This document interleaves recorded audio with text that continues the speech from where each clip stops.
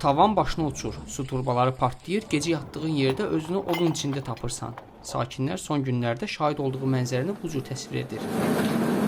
Bu səhnələr müharibə şəraitini xatırlatsa da, bura Bakının tam mərkəzi, Bayır şəhər adlanan ərazidir.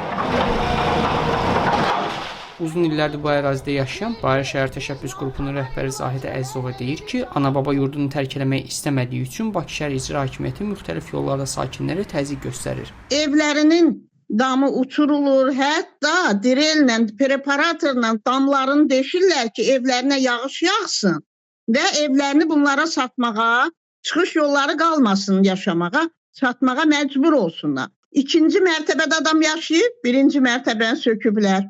Birinci mərtəbədə adam yaşayıb, ikini sökürlər, damını da sökürlər, deyir öz polumu sökürəm. Axı onun polu o birisinin damıdır. Bakının tarixini əks etdirən Bayır şəhər həm də memarlıq baxımından tarixi əhəmiyyətə malikdir. Ərazidə 19-cu əsrin sonu və 20-ci əsrin əvvəllərinə aid çoxsaylı memarlıq abidələri və tarixi evlər var. Bakı şəhərinin baş planına əsasən bura xüsusi mühafizə bölgəsi təyin olunub. Dövlət Şəhərsalma və Arxitektura Komitəsi bu ifadəni belə açıqlayır. Tarixən formalaşmış planlaşdırma quruluşu olan memarlıq və tarixi abidələrin, tarixi memorial məkanların sıx yerləşdiyi, həmçinin əhali tərəfindən istirahət, əyləncə və xidmət məkanı olaraq daha çox istifadə edilən ərazidir. Xüsusi mühafizə ərazisi mərkəzi planlaşdırma rayonunun nüvəsini təşkil edən vacib planlaşdırma elementidir. Elə bu minvalda aparılan söküntülər rəsmi formada abadlıq donu geyindirilir. Memar Abdul Hüseynovun sözlərinə görə son 10 ildə 70-dən çox tarixi memarlıq abidəsi reyestrdən çıxarılıb ki, onların da bir hissəsi hazırda Bayır şəhərinin payına düşür. Hələ də reyestrdən çıxarılmış binalar var. Onunla bağlı müraciət olunmuşdu. Mədəni İrs İdarəsinə onlara müraciət olunmuşdu. Qurumuna ki, o binaların statusu təzədən bərpa olunsun. Ona görə ki, o bina sökülmür, qalıb və s. Onunla da bağlı bizə məktub gəlmişdi ki, Mədəniyyət Nazirliyinin yanında abidələrlə bağlı şura var. Onlar ona baxırlar və yəni belə fikirləşilir ki, çox güman ki, təzədən reyestrə qaytarılacaq. Ona baxmayaraq binalar yenə də sökülür. Bayır şəhərdə aparılan söküntülərə Bakı şəhər icra hakimiyyətində yaradılan komissiyanın nəzarət etdiyi deyilir. Komissiyaya isə qurumun nəzarət təftiş şöbəsinin müdiri Zülfəli İsmailov başçılıq edir. Yaxşı eləyirəm. Qışqırma. Qışqırma. Bu ad həmin ərazidə yaşayanlara lap çoxdan tanışdı. Təxminən 15 il əvvəl qış parkı hələ yeni tikilməyə başlayanda oxşar problemlərlə o vaxtki sakinlər də qarşılaşmışdı. Elə o zaman da söküntü işlərinə adı çəkilən Zülfəli İsmailov başçılıq edirdi.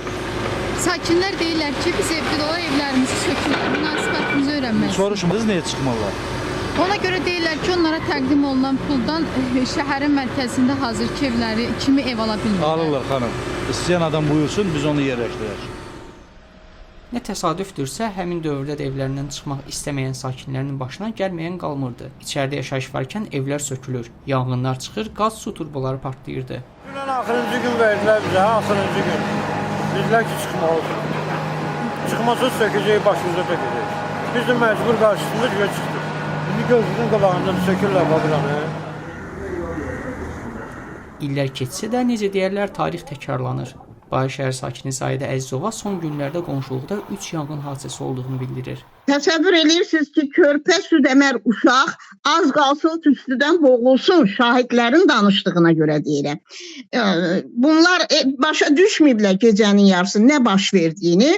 Bir də görüblər ki, boğulurlar, tüstü hər yeri bürüyüb, qaçmağa çalışıblar və o körpə 3 uşaqla deyir, körpə uşağı yataq paltarında elə qaçırtıb, qonşular uşağı elə aparıblar evlərinə ki, uşaq donub ölməsin, soyuq qışdır.